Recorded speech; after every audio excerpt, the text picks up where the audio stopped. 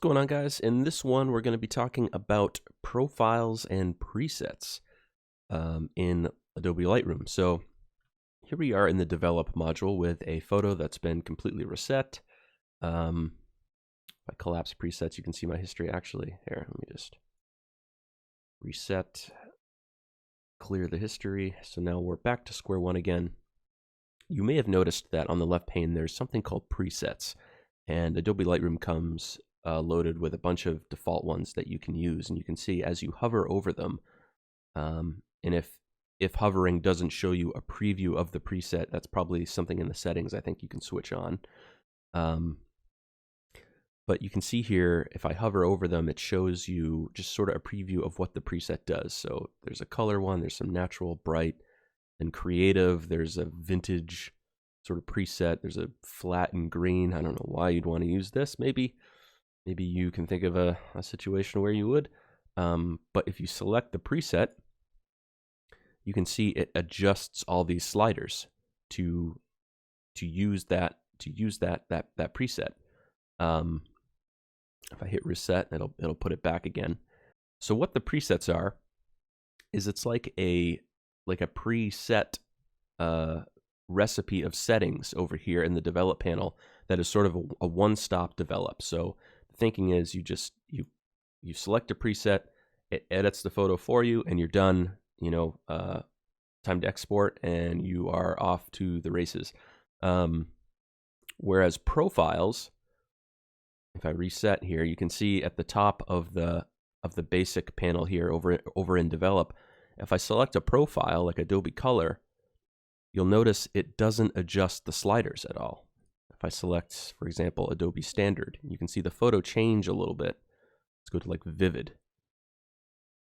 None of these sliders are changing. So what the profile, how you want to think of the profile is that it's sort of a starting point for your edits, which is why it's all the way at the top. It's the first thing that you pick.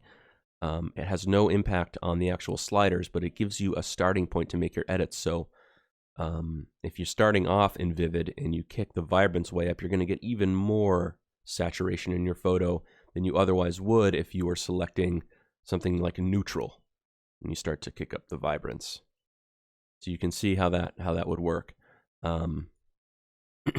Now, in terms of profile, I never really touch this. I always use either Adobe Standard as a starting point, or I use my camera neutral, which is Nikon's neutral profile that comes out of the camera. So the camera neutral for me is basically what I see on the back of my camera when I take the photo. I like to start at more of a flat type look when I make my edits. That's just my personal preference. Again, you might like something else, but if you're crafting a look and feel to your photos and you want to keep your photos looking the same, really try to pick one and stick with it. You can see there's some that are specific for landscape or portraits, and maybe you do want to adjust those. I don't. I tend to just pick Adobe Standard. I could see myself going with neutral, but that just seems like it's a little bit too flat for me. But Adobe Standard is pretty good. You can't go wrong with that. Adobe Color is good. I use my camera neutral a lot. And that's basically the difference between profiles and presets.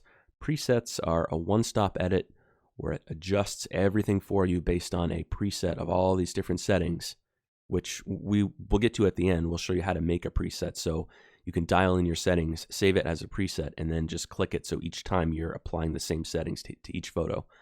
But profiles are just the starting point, that they do not have an impact on the sliders. So that's kind of the way you want to think of it. Not something to really stress over. I just pick usually Adobe Standard and then just leave it.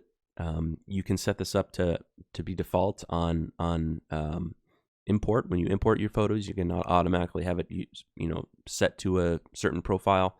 If you want to see more profiles, you can click this 4 square button here to open the profile browser, and then you can see in each of these drop downs there's just a ton of different profiles, and if you hover over them, it'll kind of show you what they look like.